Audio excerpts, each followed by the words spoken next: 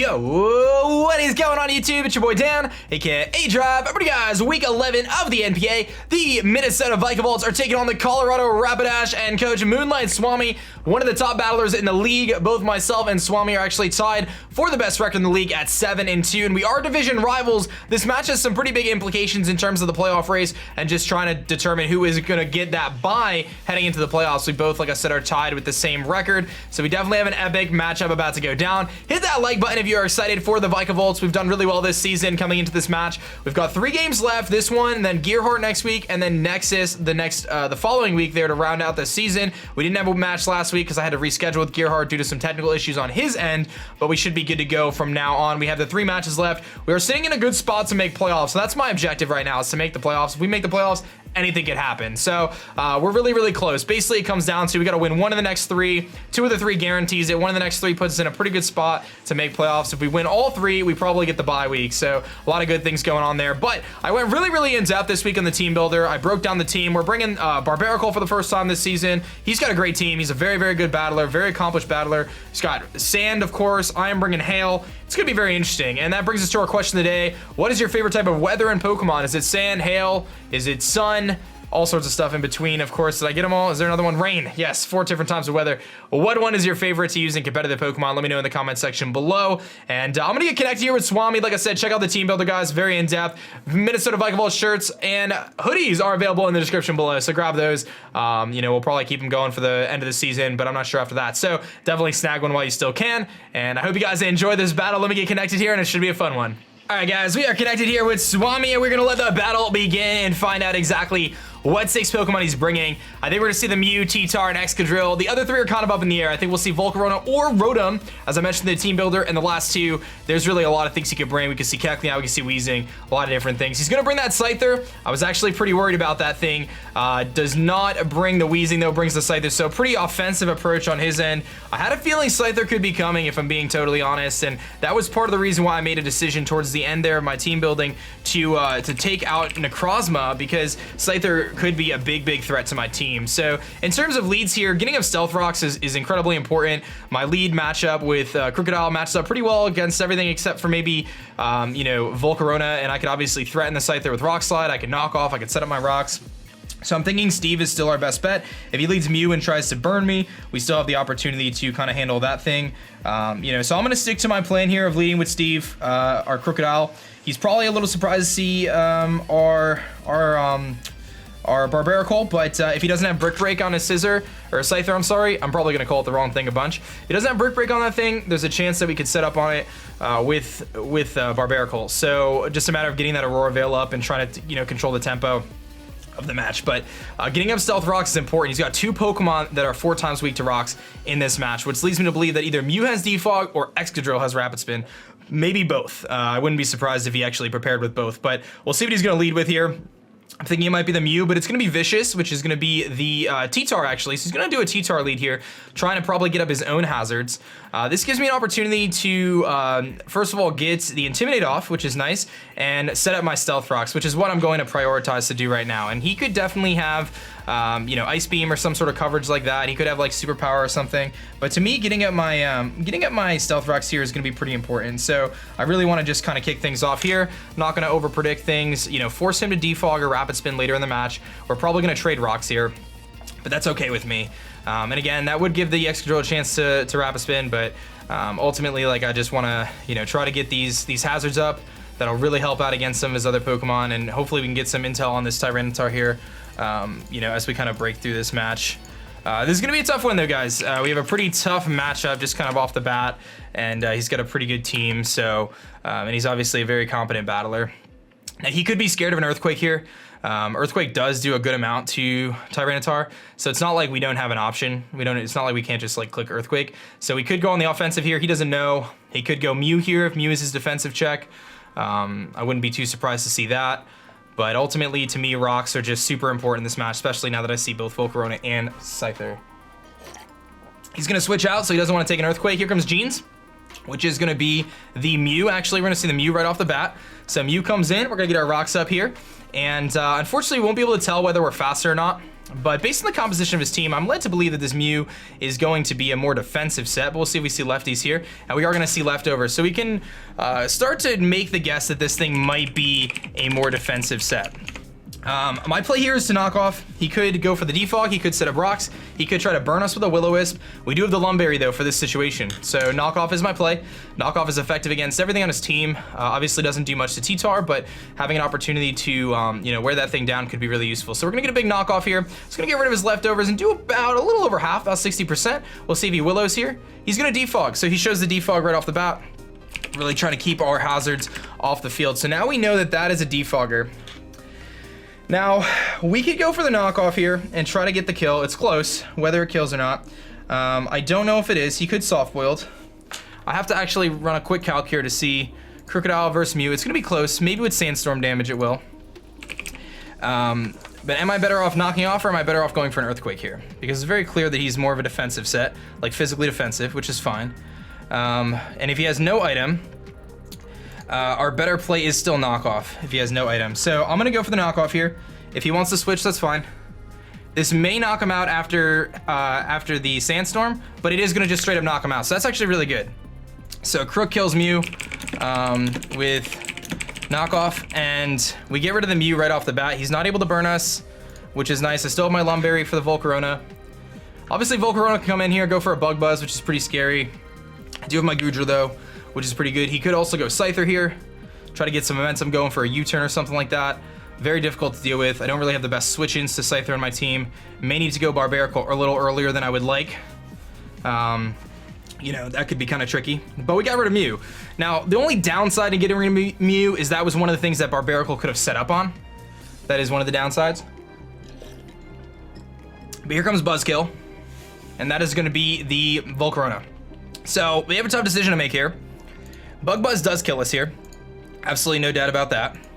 I'm pretty sure he can go for a Bug Buzz and knock us out. Yeah, I'm pretty sure. This thing is so powerful. It's so powerful, dudes.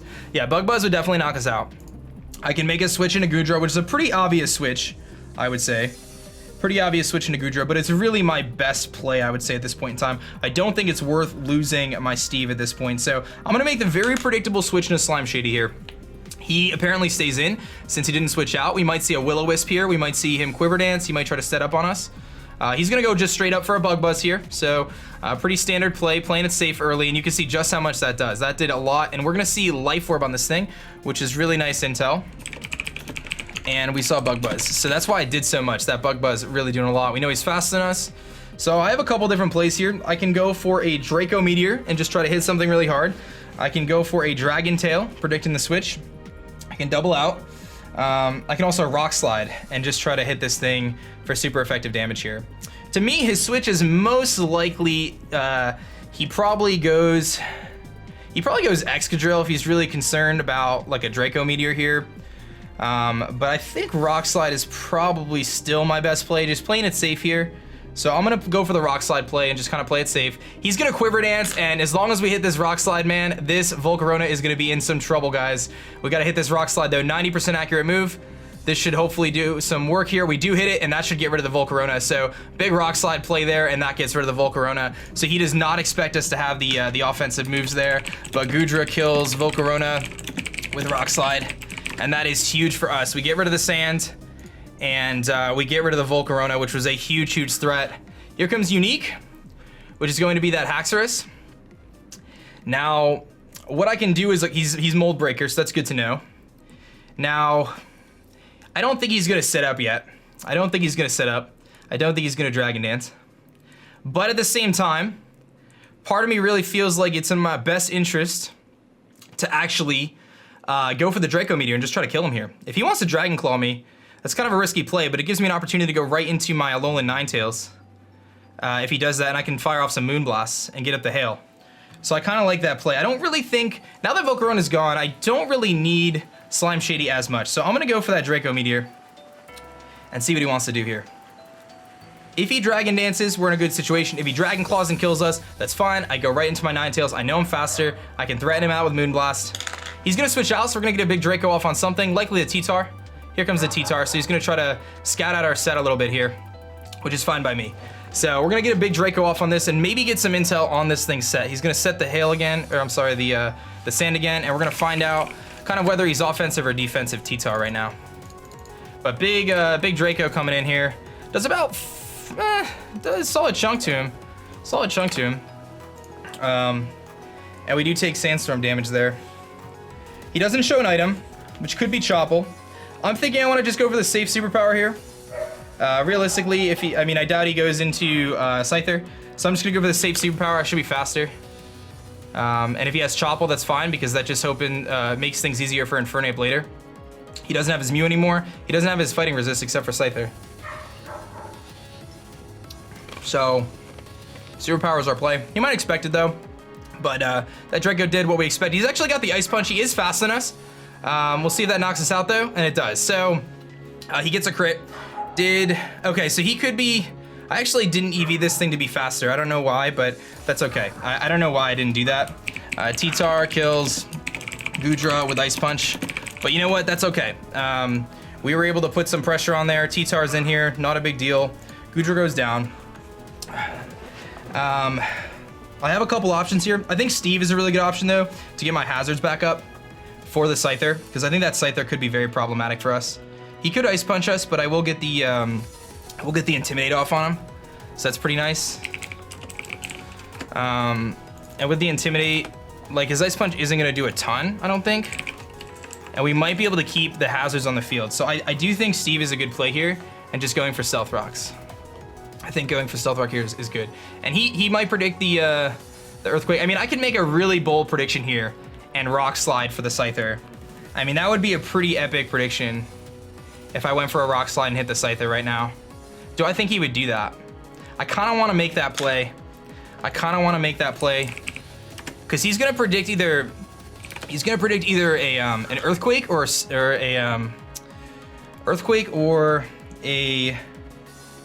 whatchamacallit. I mean, Knockoff is an okay play too, but I think Rock Slide is a good play. I'm gonna make a prediction that the Scyther's coming in on the potential Earthquake or Stealth Rock. I'm gonna go for the Rock Slide. If I mispredict here, we take an Ice Punch, but it's not the worst thing in the world because I can still follow up with a Stealth Rock after that. And what I'm gonna do is focus on trying to get some chip damage on some of his Pokemon and get an opportunity to get Infernape in and really put in some work. But let's see what he wants to do with this, if he's gonna make the switch into Scyther, if he's gonna stay in. I mean, Earthquake just straight up kills him. So he is gonna switch out. Is he going to Scyther or not? He goes into Hugs. That's probably Scyther. Yes! Rock Slide is gonna do a lot. If he's not Eviolite, this kills. If he's Eviolite, he'll live on a tiny amount. He's Eviolite. Okay, so we get information on this thing. We know he's Eviolite Scyther now too. Sweet, so that was a really awesome prediction. Now, I don't know if he's got Roost or not. I do not know if he's got Roost or not. Without Intimidate though, can I take a U-turn? Knowing I can take a U-turn. I don't know if I can take a Bug Bite though. I can take a Bug Bite at full. I think I go for the knockoff here, just to weaken this thing.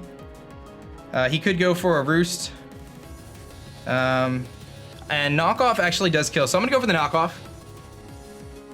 He's gonna go for the Roost, so we're gonna get rid of his Eviolite, which is really nice. That's what I wanted to do. Keep this thing worn down. So we see Roost on this thing. And we're gonna get a big knockoff here. And that's gonna do a lot of damage. Now he doesn't have an Eviolite now. And he takes more Sandstorm damage. So now I can take a hit. He can U-turn out. I mean, he can easily U-turn out here and go into something else. But ultimately, like, I can either get my rocks up, or I could just go for a Rock Slide here and take the hit. If he goes for Bug Bite, I should live it. If he goes for U-turn, which I'm pretty sure he's gonna have U-turn, we could be in a bit of trouble, but I'm gonna go for the safe Rock Slide play here. We're gonna see the U-turn, so he's gonna switch out. We should be able to live this hit though. And we do.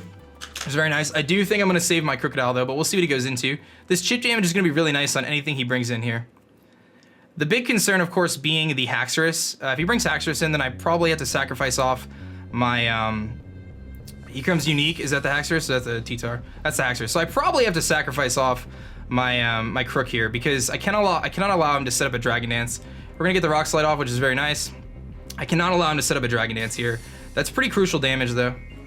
And Sandstorm goes away. So I cannot allow him to set up. I have to go for the knockoff, I think. If he knocks me out, it's fine. I'm not even upset about that. Because I don't have a Scarfer, so we really need to make sure I weaken this thing. So I'm gonna go for the knockoff here just to ensure that he can't set up on us.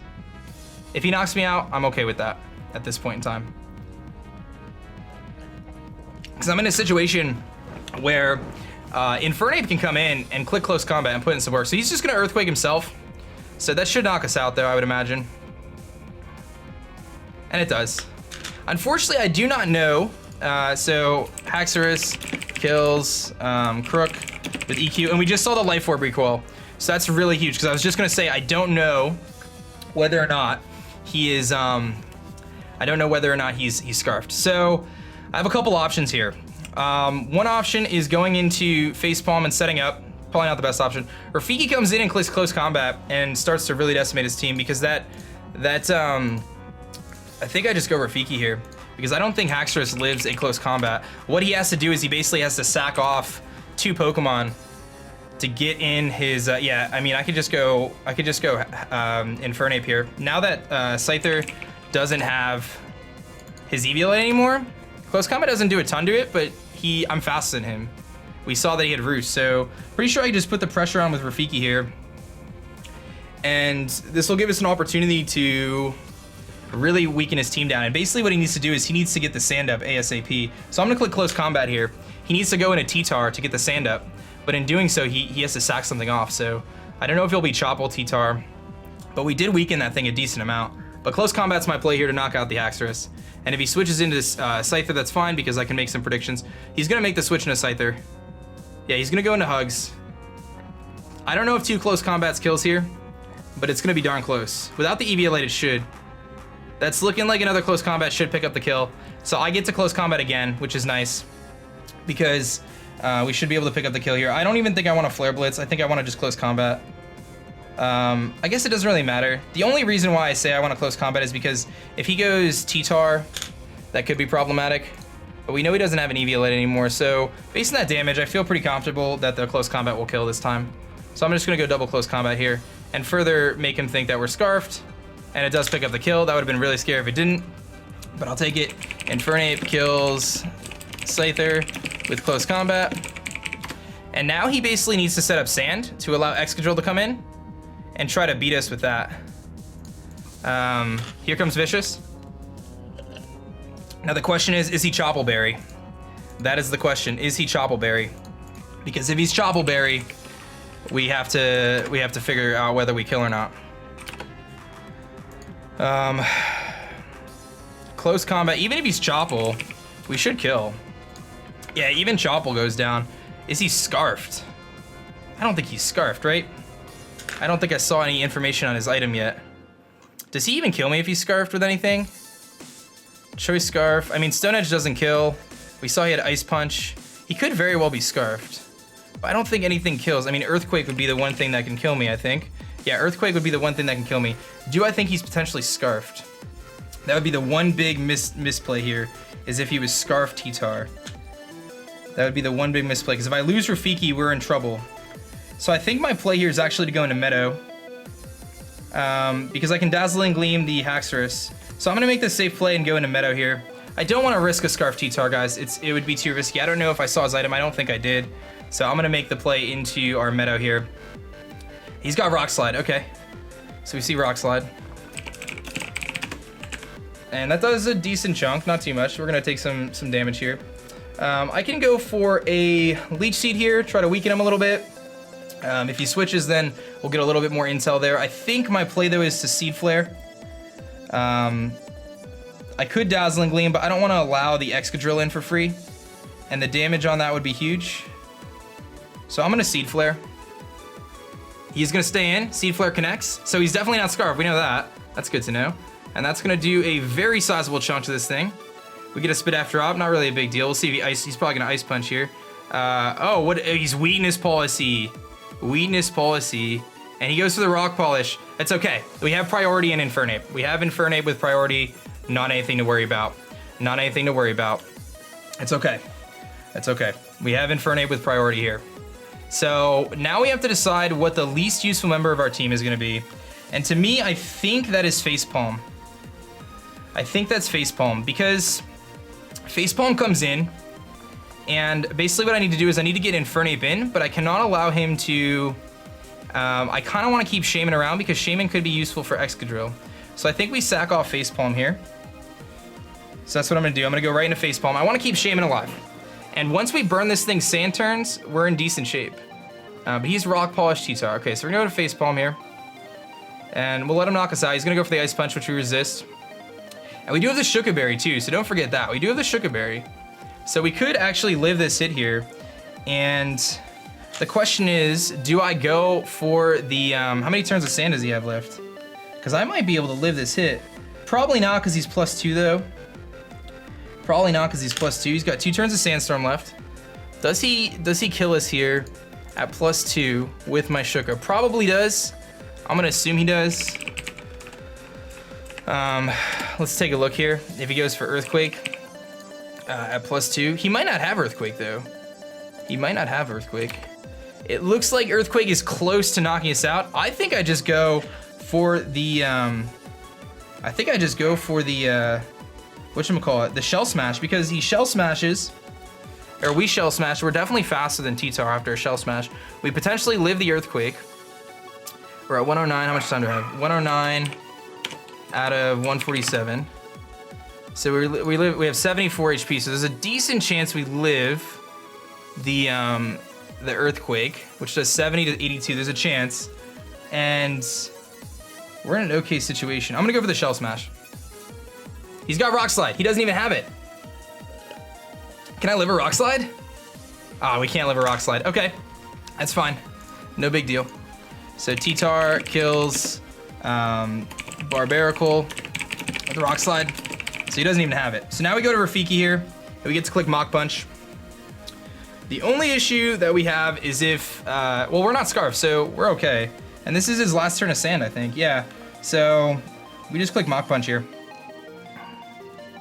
We click Mach Punch. He may save this thing, predicting the Mach Punch, but I can't risk it, obviously. He's a Rock Polish T-Tar. He may save it, though, to keep the sand up. But we knock out. He's going to switch out. Does he go into the Haxorus? Yeah, here comes the Haxorus. But we're not locked into anything, so I'm okay. Like, we're good right now. We're in a decent situation. Because I can change the weather on him. So we get the Mach Punch off. Has a good chance to knock him out. Doesn't do it, but it's okay. I'm just going to close combat here. Pretty sure. No reason not to. Yeah, I think we just close combat. We know we're faster. No worries in trying to chance the Mach Punch roll. So Ape kills Haxorus with CC. Haxorus goes down. T-Tar is very, very weakened now. And he's got Excadrill left. So he basically goes into T-Tar here. And he sets up the sand. We knock it out with close combat. And then we basically have to just, once T-Tar is down, we just change the weather. And we're in good shape. We change the weather to hail. The Excadrill is slowed down. And as long as he's not Scarf Drill, we're fine. And if he's Scarf Drill, I kept Shaman around for that purpose. So we're just gonna click close combat here and knock out the T-Tar. And then again, we just change the weather back to hail after this thing goes down. So Ape picks up another kill. T-Tar with CC, very nice. And I don't think anything can go wrong because Excadrill doesn't have any way to boost its speed. So it doesn't have like Rock Polish, I don't think. And he wouldn't run Sand Rush with Rock Polish, that doesn't make any sense. He needs the coverage moves. So here comes Timon, which is the Excadrill. And all I have to do now is switch into my Ninetales and change the weather. Yeah, I'm pretty sure that's fine. If we die on entry, it doesn't matter. Or if we die, as long as it's not on entry, we're fine. We'll just change the weather to hail, which is gonna make it so he doesn't have his whatchamacallit anymore. We're gonna get the snow warning up. And that is gonna change the weather, so now he's no longer faster than us. And he goes for the Earthquake. I don't even know if this kills. I'm sure it does, but there's a chance we can live, I'm sure. We do just die, okay. So the only, let's see if he's got a Life Orb or anything. And he's got Life Orb, that's game. Excadrill kills, no, he's buffeted by hail. Ninetales with EQ, and then I just go into our Rafiki here. I know he doesn't have a Choppleberry to reduce the damage of our fighting type moves, and I'm pretty sure Mach Punch I think Mach Punch was like an 80% damage roll, so close combat definitely kills. We click close combat here, and that should be it for the Excadrill. Close combat comes off, and Infernape seals the deal. Infernape kills Excadrill with CC, and that is the game, my friends. We're gonna pick up a nice 2-0 win over MoonlightSwami and the Colorado Rapidash. That was a very, very epic matchup, guys. I will take it all day. I felt really in control of that match, guys. I felt really locked in from turn 1 there. We didn't get to use Barbarical. Facepalm didn't get to do its thing, unfortunately, but I played really safe. I saved the Pokemon I needed to save. I am glad that I made that last minute change, though, to Barbarical instead of Necrozma, because I think the Scyther threat was too big there, and I had a feeling he could bring that Scyther, but a couple of really good predictions there. The Rock Slide into the Scyther was really big. Going for the Rock Slide with Goodra into the Volcarona when he Quiver Dance, thinking I was going to switch out. Very, very good prep there. I was pretty proud of that. And then just did Infernape. Infernape just wrecked him. And, you know, I was ready for that Mew. I had the Lumbreon Crocodile in case he had Will-O-Wisp. You know, so we were pretty much prepared there, but I will take that match, man. Big, big W over one of the top teams in the league. That puts us now as the top team in the league, and it feels so good, man, especially with our struggles in the GBA. It's really nice to be able to bounce back and kind of do well in this league, and, you know, my focus is now on this league pretty much 100%, so I'm very excited about that, and just excited to pick up the W now. Basically, I'm fighting for this bye week, man. We got to win our next 2 games, and we pretty much are guaranteed a bye week, so I'm going for it, baby. That's what it's at. So thank you guys so much for watching. I hope you enjoyed. What a good battle, man. That was a lot of fun, and just props to Swami if you want to check out his channel in the description below. He's a phenomenal battler, but I'll take the W there with my man Infernape picking up just so many kills. I think 4 kills for Ape, which is just amazing. So thank you guys for watching. My name is Dan. I'll go by aDrive, and I'm gonna catch you guys next time. Peace.